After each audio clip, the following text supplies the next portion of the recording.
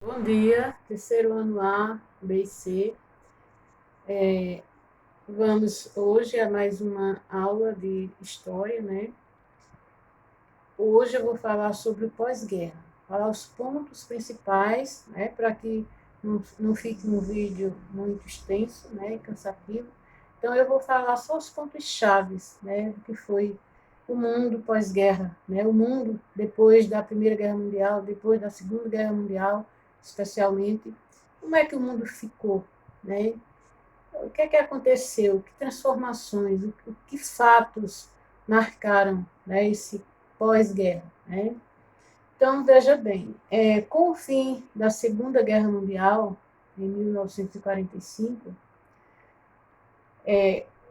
como a gente viu já, né, já estudou a Segunda Guerra Mundial, a gente sabe que os Estados Unidos e a União Soviética eram aliados. Lembra disso? Que eles batalharam juntos, né, contra o eixo, que era o Japão, a Alemanha e a Itália. Pois bem, eles eram aliados, né, na Segunda Guerra. Mas com o fim da guerra, terminado a Segunda Guerra Mundial, a gente já viu essas questões, viu a situação, principalmente os países europeus, como esses países ficaram, né? Então, esses dois países, né, eles, a União Soviética e os Estados Unidos, eles vão sair bastante fortalecidos, né, da guerra e vão se tornar rivais, né, que eram aliados na segunda, agora, né, no pós-guerra, vai gerar uma rivalidade entre esses dois países, até porque o mundo vai viver a bipolaridade, né, ser um mundo bipolar. Por quê? Porque os Estados Unidos, né, vai assumir, né, o sistema capitalista, né, vai lutar pelo sistema capitalista, e a União Soviética pelo sistema socialista. Então, vai ocorrer a bipolaridade do mundo, né, um mundo bipolar, um mundo capitalista e um mundo socialista. Então, esses países, esses dois países, eles vão se enfrentar nesta rivalidade, né? E esse enfrentamento vai ser conhecido na história, ou é conhecido na história como Guerra Fria, certo? E esses países, eles vão, né, partir para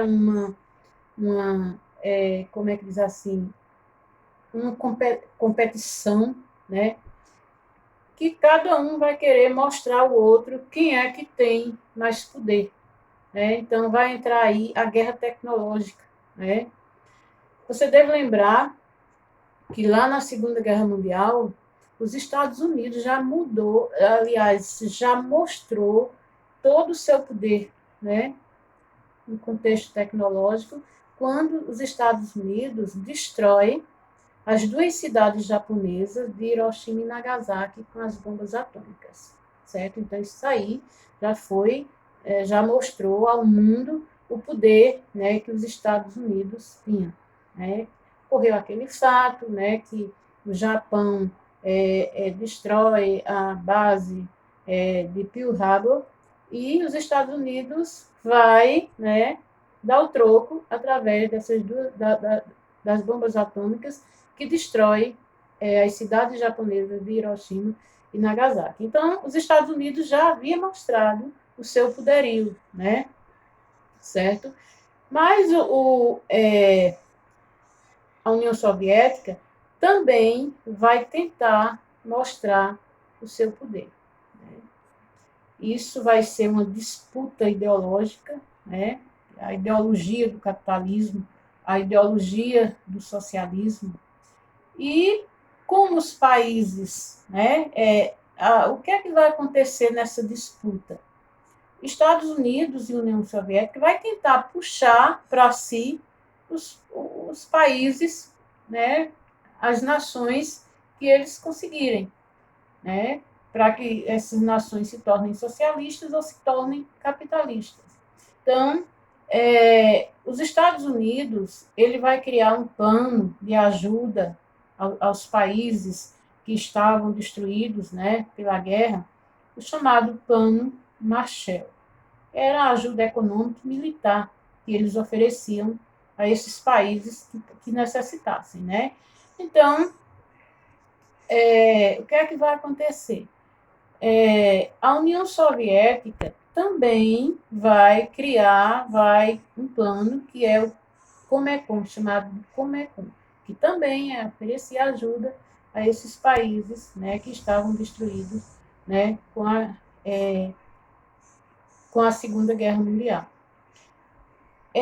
Os Estados Unidos, por sua vez, vai criar a OTAN, que é a Organização do Tratado do Atlântico Norte, que é uma organização militar, certo? Então, o que é que vai acontecer? A União Soviética. A União Soviética, por sua vez, cria o Pacto de Varsóvia. Então, veja a disputa, né, desses dois países. Um cria o Plano Marshall, Estados Unidos, né, para oferecer ajuda aos países, né, aliados a ele, e a União Soviética cria o Pacto de Varsóvia, também com a mesma finalidade. Os Estados Unidos, né, vai criar a CIA, né, a Companhia de Inteligência Americana, muito importante, muito poderosa, né, muito conhecida no mundo. E a União Soviética, por sua vez, cria a KGB, né, é o Comitê de Segurança do Estado, né, uma sigla russa, né? Então, veja que era um fazia uma coisa, o outro fazia outra. Se um criava uma coisa importante, o outro também criava outra, né, que ultrapassasse. Então, isso recebe o nome de Guerra Fria, né? Então, quais foram os pontos chaves, né, dessa Guerra Fria? A corrida armamentista, por exemplo, certo? Então, esses países começaram a se armar, né, até os dentes, como se diz, né?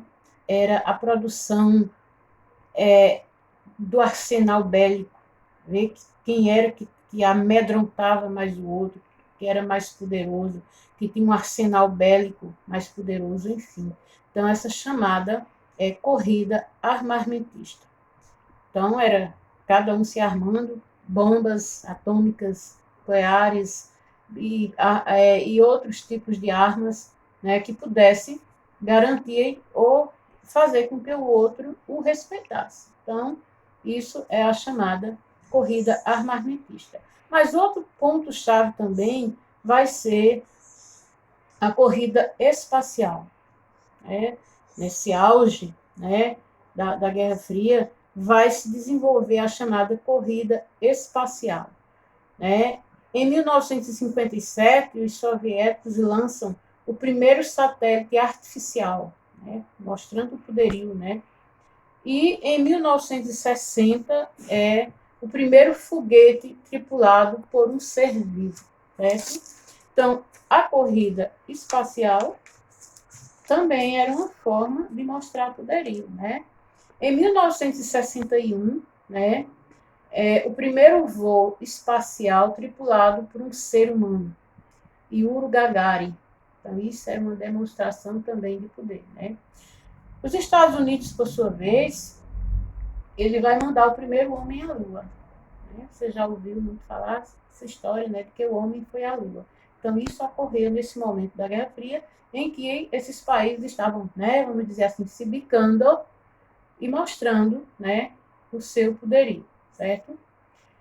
Outro ponto-chave desse momento da Guerra Fria, porque eu estou falando a você somente os pontos-chaves, né, como eu disse, para você entender o que foi a Guerra Fria, né, e esses pontos que marcou, né, esse momento da chamada Guerra Fria do pós-guerra, que é o pós-guerra, né? Foi a chamada crise dos mísseis em Cuba. O que foi a crise dos mísseis? A União Soviética, ela monta, né, em Cuba uma base militar para um possível ataque aos Estados Unidos. Monta seus mísseis lá, mirado, né, lá para os Estados Unidos, até porque você sabe, né, que Cuba está no continente americano, né, como os Estados Unidos está no continente americano. Então, Cuba era o lugar mais perto, mais próximo dos Estados Unidos para que a União Soviética montasse essa crise dos mísseis. Então, isso vai gerar um verdadeiro, né, movimento, né? Os Estados Unidos vai reagir e a União Soviética ela vai ser obrigada, né, por diversas situações lá, os Estados Unidos vai cair em cima, como se diz, né, e ela retira os mísseis. Mas isso foi um dos momentos mais críticos, né, da chamada Guerra Fria. Outro ponto-chave é que os Estados Unidos e a União Soviética eles vão alimentar vários conflitos pelo mundo. Isso é um ponto-chave, né? Por quê? Porque eles vão, claro que eles estavam cada um querendo puxar a sardinha para o seu lado, então, entre esses conflitos que ocorrem no mundo, que vai, como é que diz assim, vai ter a ajuda dos Estados Unidos e da União Soviética, vai ser a Guerra da Coreia, por exemplo, a Guerra do Vietnã. Então, esses países que, com essa guerra, eles vão se dividir em Coreia do Norte, Coreia do Sul, Vietnã do Norte, Vietnã do Sul.